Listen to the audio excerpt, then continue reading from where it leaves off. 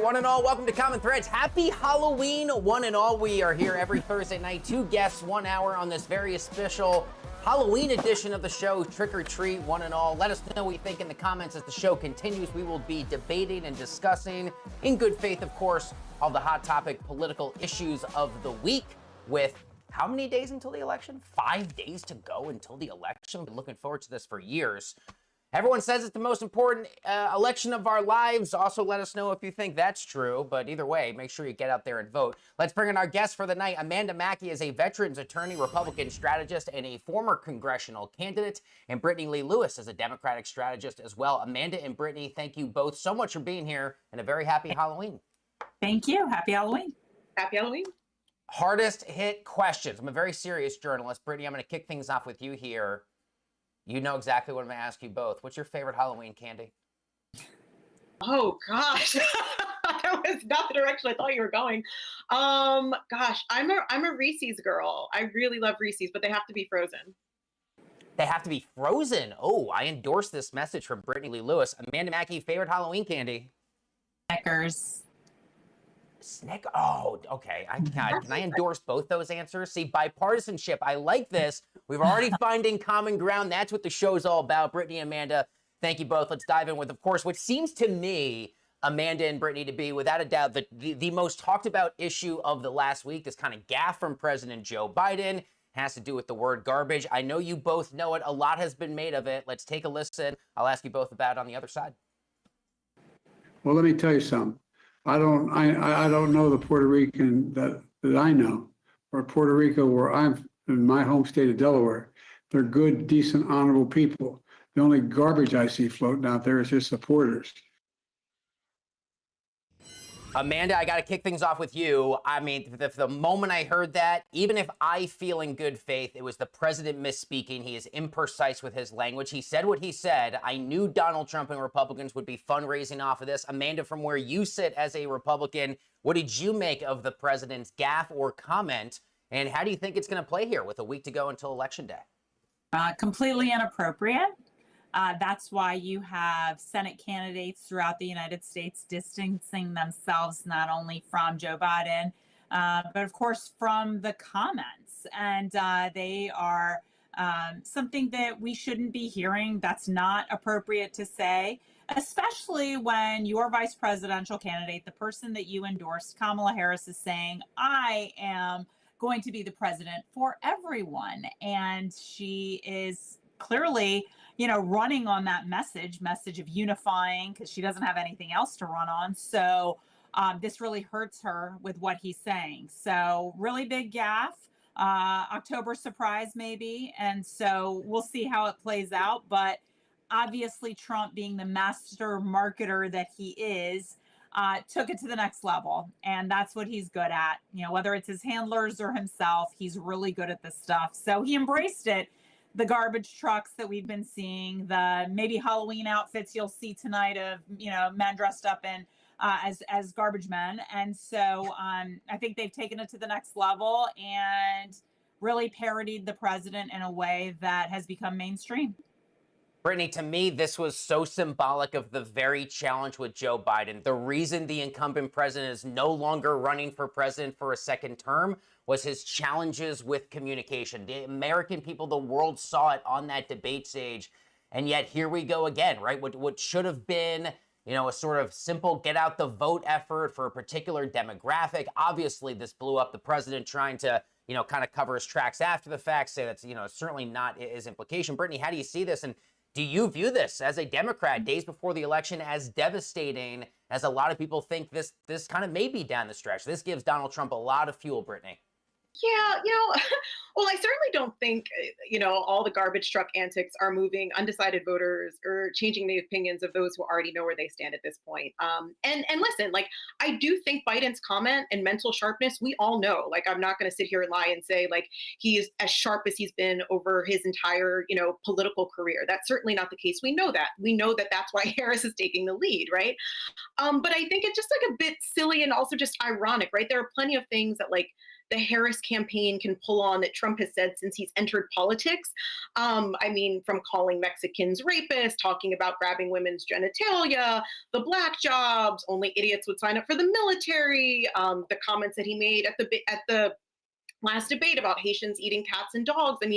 Trump regularly says things that are incredibly offensive to more than 3/4 of the general American population on a daily basis. And I think that we're also missing, when we talk about this, the fact that Biden's comment, right, whether it was taken out of jest, whether it was, a moment of lack of mental clarity, whether it was he just misspoke, it was still in reference to the disgusting joke that a comedian made at his rally about Puerto Rico, right? It was at a rally that was really ridiculed with disgusting comments, not just about Puerto Rico, but about Latinos. There was black jokes, there was jokes about women. And even though Donald Trump, because in my humble opinion, he's a narcissist, he has no sense of empathy, he would never apologize, he said it's no big deal. It is a big deal to people, right? Which is why we've seen all of these people, including celebrities like Jennifer Lopez, Bad Bunny, Fat Joe, all these people come out and say, you've played with Puerto Rico, watch what happens at the ballot box, right? And I just think, again, the irony of it all is that Trump's needs the support, right? He needs women voters. He needs to continue to grab more Latinos, right? This is a very, very tight race. And my last point on this, which is really just that, Kamala is not Biden, right? And I actually really appreciated Amanda's point, right? Which is that they are not the same person, right? She was baited during her interview on Fox last month, right? When the host asked her if she thinks Trump supporters are dumb.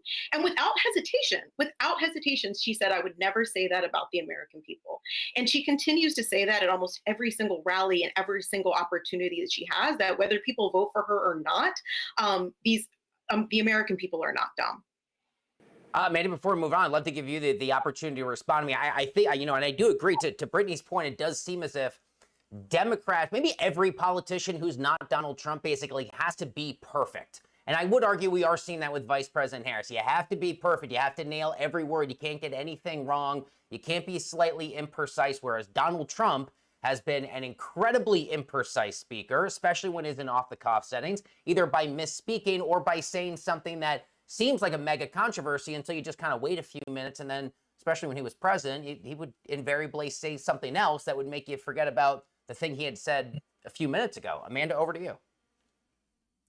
I would just say that, the proof is in the pudding, and what he did while he was president, where he upped funds for historically Black colleges and universities and other work that he's done, demonstrates, this is not someone who, is a racist, like they've tried to make him out to be, or a sexist or anything like that. I mean, he's had plenty of women in his administration. In fact, it's very funny because Mark Cuban today, as we all know, has been saying, no smart woman, articulate woman would ever support this guy. And here there are, his top strategist, Susie Wiles, who's been running his campaign from day one, is a very smart and educated woman. So, these things just aren't sticking because they're not true. And, I think he's done a really exemplary job of putting his money where his mouth is and doing the right things for various demographics. And so I just think that's why things don't stick. Kamala Harris, on the other hand, she berates Trump every opportunity she gets. So it's kind of hard to speak out of both sides of your mouth when you want to say, I want to be the president for every American, whether you vote for me or not. But Donald Trump is a fascist, and Donald Trump is this, and Donald Trump is that. Well, you're isolating, 51% of people who think that Donald Trump did a good job. So that's not a strategy to sway voters either. And I wonder if that's sort of part of the reason why there's been reporting to suggest that Vice President Harris has been sort of internally encouraged to make the argument less about attacking Trump and going after character and more just subjectively pivoting and saying, hey, here's my policy. Here's my vision for the United States as president, making it less about what a lot of Democrats like to say, the other guy or the former guy. Brittany, I'm going to come back to you, but first to this point, because Amanda reminded me, we had this comment from Donald Trump. This was on the campaign stage in Wisconsin. If I believe the context, if I'm not mistaken, is he's sort of recounting to the crowd what his campaign advisors have told him with regards to women voters in particular. Brittany, I'm going to get your comment on that after we listen. Here's Donald Trump in Wisconsin. Take a listen. And my people told me about 4 weeks ago, I was saying, no, I want to protect the people. I want to protect the women of our country. I want to protect the women. Sir, please don't say that. Why? They said, we think it's very inappropriate for you to say, so why? I'm president. I want to protect the women of our country. I'm going to do it whether the women like it or not. I'm going to protect them. I'm going to protect them from migrants coming in. I'm going to protect them from foreign countries that want to hit us with missiles and lots of other things. Brittany, I promise you to get the first word after that. I mean, to Amanda's point, I forgot that the clip showed the former president there in the fluorescent vest. But I mean, that's the messaging, right? I mean, he's capitalizing on that. But Brittany, your take when you listen to Donald Trump, former President Trump, go with that particular line of argument, especially to a rally crowd in a really important state of Wisconsin. I think that if Donald Trump actually cared about women and their opinions and their rights, then, he wouldn't be making the plethora of problematic comments that he has made about women this entire time, right? Even when we look at his, I don't even know where to take this, what direction to even go with this, right? Because it's like, on one hand, this is the same person who talks about grabbing women by their genitalia. This is the same man who said that, if you don't have a certain cup size, that, you're not an attractive woman. Like, all types of problematic comments have came out. This is the woman who is has affiliations with Stormy Daniels, who's in the middle of like this mega case. I mean, this is someone who repeatedly and all the things pertaining to his stance on abortion, right? This is someone who actually doesn't trust women to make decisions for themselves, right? And that's like, it's like, yes, at the end of the day, we want to be able to be strong women and to lead and have an excellent leader that represents us. But Donald Trump is not that voice. So, Amanda, and I'm glad you mentioned the Mark Cuban thing. I had not seen the Mark Cuban comments earlier today, and I've got a viewer. His name's Chris Jordan. He just texted me about it, asking me more about this comment. It's been interesting to watch supporters of Donald Trump kind of fire back at Mark Cuban, who suggests it's like, oh, Donald Trump doesn't surround himself with, I believe he said, strong, intelligent women. But, Amanda, to this point that Brittany was just mentioning, former President Trump has insisted. He says it up and down. Elon Musk has his back when Trump says, I will not support a national or a federal abortion ban. But Amanda, do you understand why so many people may be skeptical, who are maybe unsure of Trump's intentions before 2016, and by luck of the draw got not one, not two, but three Supreme Court nominees to overturn Roe v. Wade, who are now sitting there saying, apologies, Donald Trump, if we're a little skeptical about your announced plans for a second term with regards to reproductive rights? So it was remanded to the states. So the states are making their decisions. That's why the state of Minnesota, where Tim Walz hails from, has the least restrictive of abortion rights in the entire country. So they allow for widespread abortions till the very end. And so you have every state making its own determination. And so that's what the Supreme Court determined, not Donald Trump. Supreme Court justices did. So that said, going back to the issue of what Donald Trump is talking about in that segment in Wisconsin about the security of women, that's a huge issue right now. And he knows that he does a better job, and the polling has shown consistently that he does a better job on securing the border, security and safety in the United States, more so than this administration under Joe Biden and Kamala Harris. So he's talking about an issue where he has the finger on the pulse of the American people. Whether it's women or men, security is an issue. Men can be worried about security too, but women even more so. That's why gun ownership is going up in America among younger women.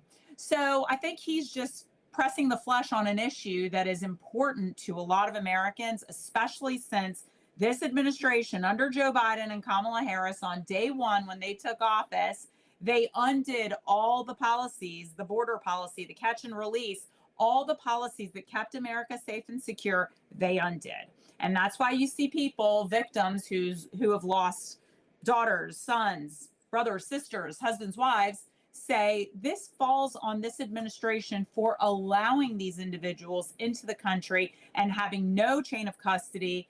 And here we are where we've lost a loved one because of this administration. So Amanda, I'm going to say, let me pop here for one second. Amanda, I don't want to stick with you for this next question, but Amanda, do you have concerns? I mean, obviously we've had Roe overturned since 2022, but the 2018 election cycle, the 2020 cycle, the 2022 election cycle, then we had the special runoff in places like Kansas. I mean, since the idea of reproductive rights has been on the ballot, it would appear to me, Amanda, as if Republicans have underperformed, right? And that right? I mean, maybe it's just lazy analysis to say that the electorate is fired up over an issue like this, but I don't look at recent elections, Amanda, and say it clearly wasn't a big issue. Does that concern you 5 days out from the election day?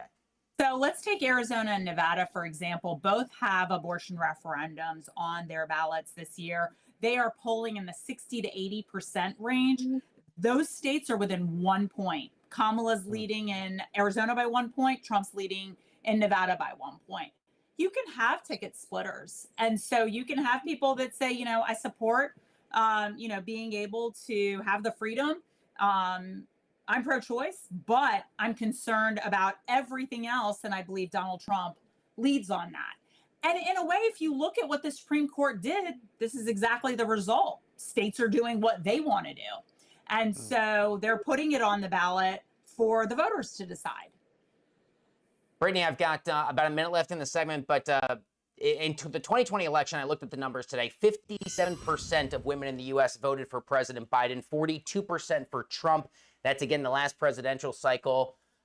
Brittany, can Trump close that gap in a post-Roe world to any degree? And does that potential concern you to look at the numbers from a few years ago and say, hey, this comes down to the margins, as we saw with 2016 a few years ago, you're talking about a few, maybe 1,000 votes that makes the difference. Yeah, I don't think he's going to close that gap at the end of the day. I think abortion is something that's incredibly important to women throughout the entire country. I think we are going back to the Stone Age. And I think that at the end of the day, we can, play the game and say, well, Donald Trump is not responsible for this. But we know that it is the people that he has put into very specific strategic positions, including the Supreme Court, that allowed it to go back to the states and reversing things that have been in precedent for decades. I think it's also important for us to think about just the mass exodus of physicians who are leaving these states that have these abortion bans, and the simple fact that when we talk about protecting and caring about women, women are dying, right? There was just an article that came out by ProPublica about a woman who died. It was a preventable death because the physicians were afraid to perform the necessary abortion that needed to happen to save her life for a non-viable pregnancy. So I think at the end of the day, when women think about what they're afraid of, not having their own bodily autonomy is going to be top of mind. All right, we're going to leave it there for that segment, but we'll be right back with both of our guests here in just a moment. At this hour, we're going to take a quick word from one of our favorite partnerships here at the show. Heads up, folks, one and all, interest rates, you may have heard, well, they're starting to come back down. They may even come down even more next Thursday. But the good news is you can still lock in a 6% or higher yield with a bond account from our friends over at public.com. It's a pretty big deal. It's a really big deal if you ask me, because when interest rates fall, so can the interest that you earn on your investments. However, a bond account lets you lock in a 6% or higher yield with a diversified portfolio. You got high yield, investment grade corporate bond options, you name it. So while a lot of other people out there are stuck in this environment watching that revenue, those returns shrink, you can sit back with regular interest payments. You want to scan that QR code and learn out more, visit public.com/CT, but you might want to act fast. Your yield is not locked in until you invest. But the good news is, it just takes a couple of minutes to get set up. I've had a public account for a long time. It genuinely just takes a couple of quick minutes to get going. Lock in that 6% or higher yield with a bond account only at public.com/CT. All right, let's bring back Amanda and Brittany here for our next issue. This was sort of a continuation of what we had been talking about. But I sort of want to drill down on the role of the media. One of the bigger stories here had to be with, Jeff Bezos, the Washington Post, for the first time in, I believe it was 36 years, making that kind of non-endorsement endorsement, right? We had the reports of the Washington Post, the editorial board had a pro-Harris endorsement ready to go. It went up to the big guy. He comes back and he says no. According to reports, 250,000 subscribers for the Washington Post. They ended those subscriptions in just the last few days. Brittany, let me kick things off with you here. Do you see that CEOs, business leaders, maybe they're a little afraid in case we get a second Trump presidency here, and hey, they don't want to tick off the incoming potential leader of the free world? I think you hit the nail on the head. I think everybody recognizes, right, that if you stand against Donald Trump, when he goes back into office, he's going to retaliate. And this isn't something that we have to guess about, right? This is something that he has stated multiple times, right? Many of his plans are literally like, to me, it strikes me as like someone who is a toddler. Like if you upset them, they're going to completely retaliate. And this was a huge thing for the Washington Post. I mean, you mentioned that there was 250,000 subscribers that left. That's about 10% of their paid revenue, right? Paid revenue, so they're paid subscribers. And I think that equates to a loss of millions of dollars. But I think for Bezos, to your point, he made a business decision, right? In the event that Trump does win, right? And there is a chance that he could. Bezos has a bunch of business interests at play. We're talking multi-billion-dollar questions that could go in front of the federal government. And if Trump wins, right, like depending on what direction the Washington Post takes, like Trump might be upset at this man. But, I think it's really important that yes, the question about the Washington Post is important, but I think what is really interesting that I saw today is that The Economist backed Harris.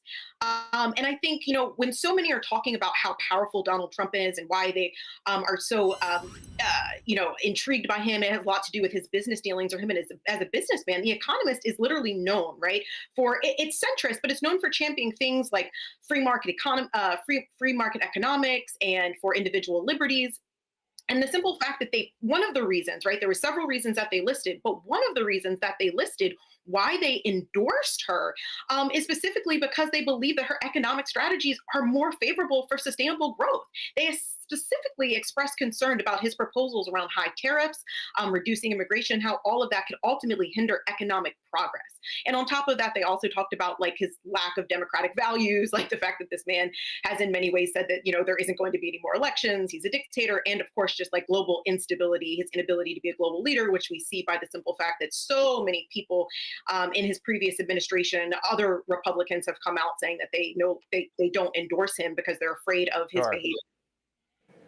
I mean, I understand that argument here for sure. I hope we get to, if we have time, we got a little bit of an economy thing later to talk about. But to the point of Jeff Bezos, though, Amazon, by the way, absolutely crushed it on their quarterly earnings, came out after the bell. So, like, the man is sitting pretty because the stock, like, shot up in after hours. But to this point, Amanda, we also had reports that said Jeff Bezos encouraging bosses at the Washington Post to go out, he says, hire more conservative opinion editorial writers, right? I think the idea being that a far too big of a percentage of the American people has lost trust in mainstream media institutions like the Washington Post. Amanda, you are undoubtedly a proud conservative. Do you sit there and you look at the state of play from a Washington Post and say, sure, if you add in some more GOP-leaning voices, we will consider subscribing? Or do you think that trust is gone? I think the trust has to be earned. It'll be very difficult. I mean, I remember when I was in college back in the Stone Age, and when I used to read the Washington Post cover to cover, because I was trying to understand national, international. I was trying to understand everything that I could to really learn about politics. And I felt like we had a better balance back then, but we also had really limited options in 1999, 2000, 2001. So now you have a plethora of opportunities to get your news from X, get your news from aggregating sites. And so what are you really supposed to do when you're Washington Post and you're hanging by a thread? You've got to diversify the opinions. They have one writer there, and she is the so-called Republican, and she's hardly a Republican. Is that Jennifer Rubin? Jennifer Rubin. I somehow knew exactly who you were talking about. It's like we all know. It's like the Jennifer Rubin has like this little famous asterisk in modern political media. I didn't mean to interrupt. Please continue. But that's been debunked. I mean, she's hardly a conservative. So you really do have to earn back the trust. But here's the problem: is there's so many different outlets and so many different opportunities to get your news that you really don't have to rely on that one paper in your hometown. Or, the 30 papers throughout the United States that dominate. So Washington Post is doing the right thing. They're taking the right first step. It's going to be a tough thing, though. Brittany, Amanda echoes what several guests on this show the last few weeks have been saying, which is this idea of a sort of intentionally fractured American media landscape. It's no longer just the old school Walter Cronkite's the most trusted voice in mainstream media. There's X, there's podcasts, we're doing our own version of independent media here on the show. I've been a member of the mainstream media. I was a White House reporter, and now we're doing something different on platforms like Twitch and Rumble, trying to reach viewers where there are. Brittany, I wonder, as a Democrat, does that bother you? Do you get a sense that, maybe the institutions like the Washington Post, the New York Times, they should be the papers of record for a reason, and that they should not be afraid to come out in a case like Washington Post or LA Times, which also didn't make an endorsement. And in doing so, Brittany, I think they're kind of making an endorsement without making an endorsement, right? Sure. I mean, listen, I think it would be unfair of me to say that there isn't serious distrust of the media. And I also agree that the simple fact that in many ways there could be, right? I think the media, instead of it being what we used to perceive it as, this just sort of objective space of facts, clearly, oftentimes, a lot of these various news outlets have a particular political leaning, if you will. I do think there should remain these large spaces where there are fact checkers, right? There's actual levels of plausibility, because I think, well, while there are benefits to having a plethora of various media outlets, right? We do want to hear multiple voices. We don't want there to be a consolidation of ideas, right? At the same time, I think we run the risk, and we continue to see that, of what we would literally call fake news, right? Information that is not grounded in any sort of research, plausibility, evidence, if you will.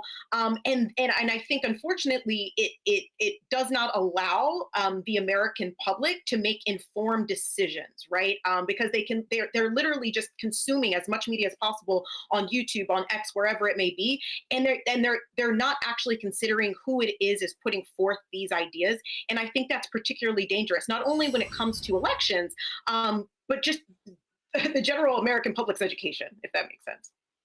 All right, fair enough. I do appreciate that conversation. It's a really good one. And, this kind of reminds me of, you put yourself in a situation as a mainstream, let's say you're a Jeff Bezos, you own the Washington Post, you own Blue Origin. You don't necessarily want to be on record being in favor of one candidate or another. But Amanda, certain football players, certain athletes, certain other members of the public eye, they don't mind. And I'm a big football fan. I and many others who were notably struck by Nick Bosa. He is a fierce player for the San Francisco 49ers. He pops right in there on national TV after a big victory the other day. Amanda, this is not a man who is afraid, is not a man who is shy to show his proud support for the Make America Great Again agenda. Here he is, right behind Brock Purdy himself. He pops in there, shows his hat, dips out of frame. He's asked about it later. He doesn't talk a lot about it. Amanda, what does that tell you as a conservative, as a Republican? And it seems to me as if more and more, a lot of people like the Nick Bosas of the world, they're not afraid to show people, I am voting for Donald Trump. Amanda, over to you. So I think they were maybe in high school, maybe in middle school, and they witnessed Colin Kaepernick and, taking a knee, and all these other players taking a knee. And I think they found it really offensive. So they thought, when I get into the NFL, I'm going to show them that it's not all about, a liberal mindset. So I think they're just trying to, show that they too have a voice. They too can show their conservative credentials, if that's what they want to call it. And good for them. That's what the First Amendment's for. Brittany, we just had a really interesting comment here. I believe it was from Courtney. If we could pull that up. Here we go. Brittany, I want to get you to respond to this. I love this. Wondering if Brittany and Amanda believe celebrities and influencers have a duty to share their political party and who they voted for with their audience/fans. Brittany, what do you think? Obviously, we've got dueling celebrities. I just watched a video before we came live tonight of the cast of the Avengers films from Marvel. They all seem to be backing Harris, but we are in this divisive moment where it seems like if you support certain celebrities, a lot of them are not unafraid now to really let it be known who they're voting for. Yeah. So I agree, and I do think that celebrities and celebrities and athletes should be able to make political endorsements, right? I hate the idea that these individuals are supposed to be, brainless humans with no conscience, no ideas about the world around them, and that they have a massive voter base behind them, right? Like, all of the people that follow them can very much so be influenced. So I think that they do have a duty to share who they support. And we're seeing that, right? With Taylor Swift. I mean, Beyonce just came out at one of Harris's rallies. I think it's important for people to come out, no matter what their title is, no matter what their background is, and share their political beliefs. Yeah, absolutely. I think it's their First Amendment right. Amanda, I am reminded, I know not all conservatives agree with one another, and I don't mean to ask you to justify what another well-known Republican has said, but Amanda, I'm sure you remember when Laura Ingraham on Fox News infamously said about LeBron James, quote, "shut up and dribble." Why should I not look at a Nick Bosa and say, shut up and make the tackle, take your MAGA hat off? If prominent conservatives wanted to tear down the LeBron Jameses of the world for their Joe Biden support, why can't I say that right back? I don't expect Laura Ingraham to do that on her show tonight in prime time. But Amanda, I think you understand that the little bit of a concern seems to be a little bit of a double standard at play here.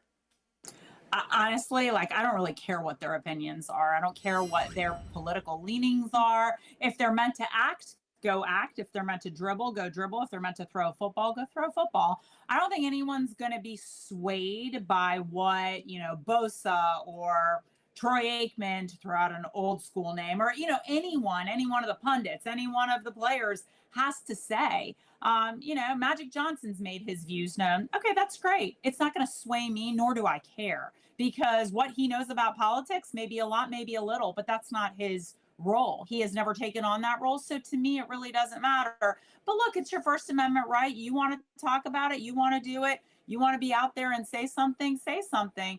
But, there are a lot of consequences that people have faced who are conservative in Hollywood. And so for them, they face the ultimate and they've been isolated. I know people personally that live in Florida now, no longer in California, because they're conservative and they wouldn't get jobs anymore because they made their conservative credentials known. So that's really up to them. But there are consequences, especially in Hollywood, if you are a conservative. Brittany, I'm going to give you the last word here. I only got about 20 seconds left on this topic before we move on, but if there's anything there you'd like to say on this, I want to give you the absolutely. opportunity to. I do think, unfortunately, there is a sort of double standard, right? I think when everything was happening with Colin Kaepernick, it was like, shut up, throw the football. Nobody wants to hear your opinions whatsoever. But if you do come out, in favor of a conservative candidate, then it is endorsed, right? And I think at the end of the day that these individuals should be able to speak their mind because they have such a large base behind them. Yeah, I'm also reminded, and I know this is something that many people have talked about. Remember Michael Jordan back in the day? Republicans buy shoes too.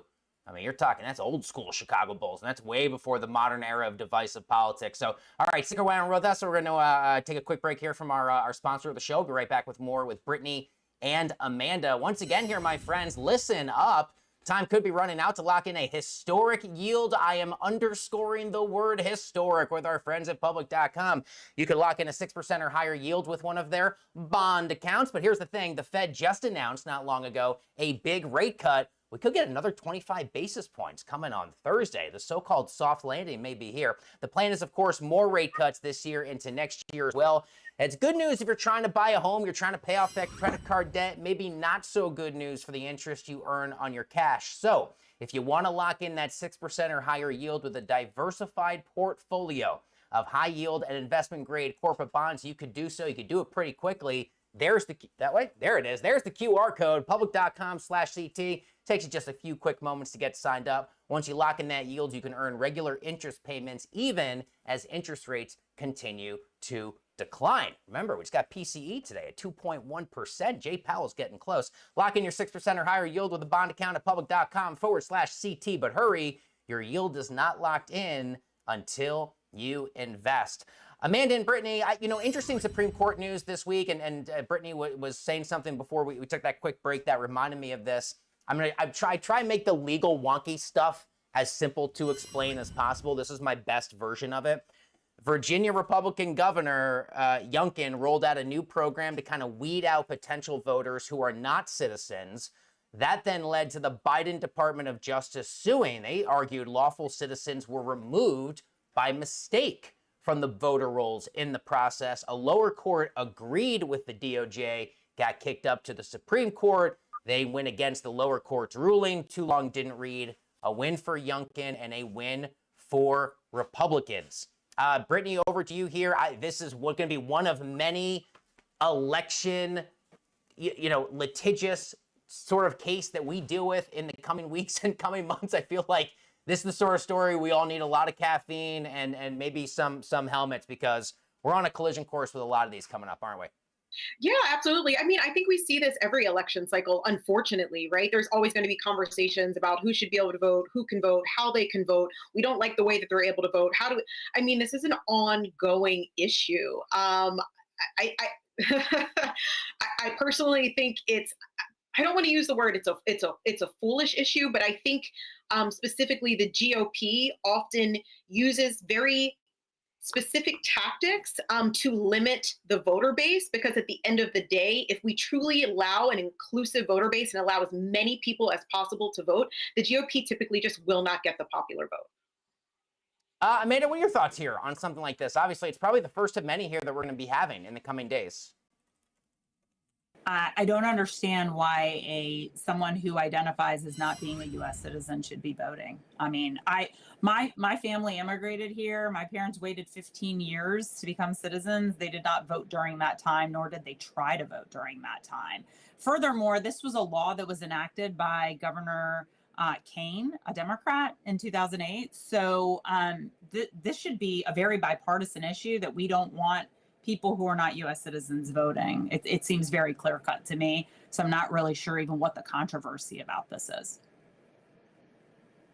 All right, that's actually perfect timing. We can move on here now to this next little bit, which has to do with it, and I think this speaks to general concerns with regards to allegations of election fraud. Brittany, maybe not a big surprise, Donald Trump trying to get out ahead of this whole thing. He's already alleging some degree of impropriety in the Commonwealth of Pennsylvania. Officials, of course, insist the election is secure. Brittany, do you see this as an effort to lay the groundwork for claiming a fraudulent election? And if so, what are those consequences? Of course. I mean, I think we are all anticipating. We also saw what happened 4 years ago, right? Like this, Donald Trump does not have any plan on admitting loss, right? He still won't say that he lost the last election. And he is laying the groundwork so that if he loses again, he can make an argument that no, he did not, that it was stolen from him. So there's really no surprise here. And I think the simple fact that so many prominent Republicans and individuals are saying that this person, Donald Trump, is a fascist, that he doesn't truly believe in democracy, that he does not believe in the Constitution. I mean, we're talking George W. Bush, Senator John McCain, Vice President Dick Cheney, Mitt Romney. I mean, you're talking like the list goes on, right? Of people who are saying if Donald Trump does, like, if he wins, we're screwed to the extent that he is going to be a fascist dictator. And if he doesn't win, right, we don't know if there's going to be another dangerous uprising to take place. And I know people like to say it was just a protest, but if you have any sort of sense of how that day was categorized internationally, you understand just how serious it was. Amanda, how serious do you think this is? I mean, do you view this as an opportunity here for Donald Trump to try and get out ahead and try and kind of do what he did last time? I mean, most votes have not even been cast yet. He's already out there kind of pointing some fingers. Well, this is what you have to do. I mean, this is, as an election integrity attorney myself, and I've been doing this since 2008. I've done it for every presidential campaign since 2008. That would have been Sarah Palin and John McCain. Up to next week, I'll be in Michigan. So both sides do this. Both sides have the opportunity to make sure that we have free and fair elections. And that's what the Republicans are going to want to see. That's what the Democrats are going to want to see. The voters are going to want to see that. And look, I was in Wisconsin in 2020 for the recount. And I can tell you that because of COVID, a lot of things we're allowed to slide. I'm not here to do a discussion on this. If you want to, we can do it another time. But there are things that we're allowed to slide because of COVID and COVID restrictions.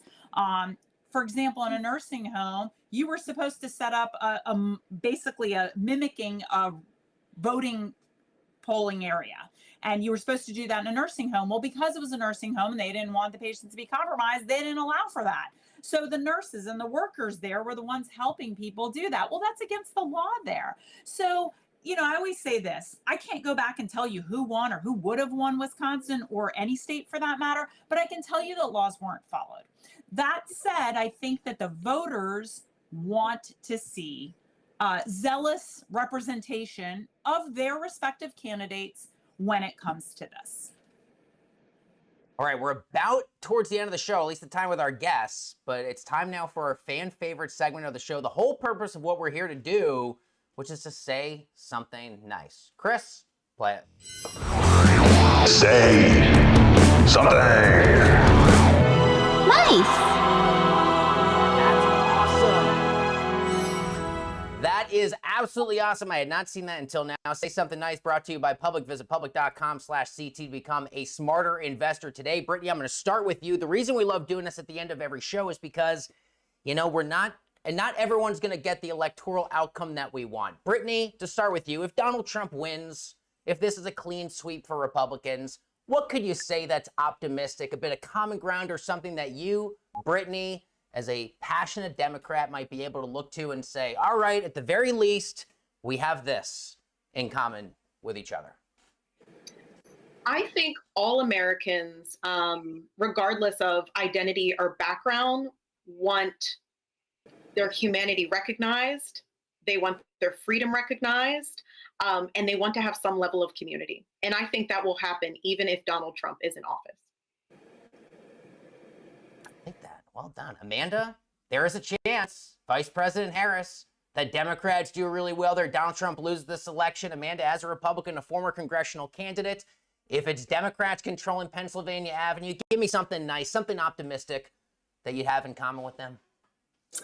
Well, I think Kamala Harris has changed her tune on a lot of issues. And if she does stick to that, if she is elected, and making sure to secure our borders, making sure that illegals are not coming into this country and that people are not unnecessarily facing fatalities because of that. And if she sticks to that, I think that would be really good. If she sticks to her message, which she's flip-flopped on fracking, but if she does, I think that can be immensely helpful to areas that could use a bolstering with employment, and to also help bring utility costs down. People are terrified of opening up their utility bills right now, and I think that could be very helpful if she sticks to what she has promised that she would.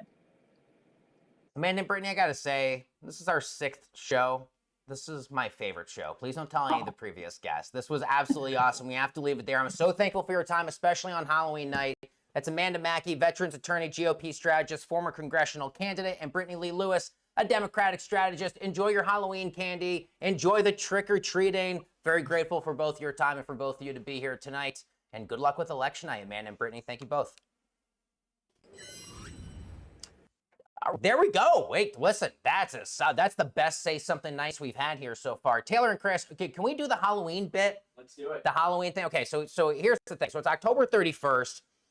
And I've always sat there. I remember when I covered the White House, Halloween was a huge deal because like decorations get rolled out. It's really fun. They do all this like fun stuff on the South Lawn. So earlier today, I decided to hit the history books and determine my top favorite moments from White House Halloween history. Here's what we came up with. Take a look. The greatest moments in White House Halloween history. Number 5, Obama and Baby Pope. It's the Pope! In the Pope-mobile! How are you, Pope? Number 4, Halloween was a way to put a nice face on a scandal-plagued Nixon White House. First daughter, Tricia Nixon, first person to open up the White House to the public for Halloween. Massive pumpkin at the north entrance. Huge party with witches and magicians inside. Very cool. Number 3, Donald Trump and the Minions. This is one of my favorites.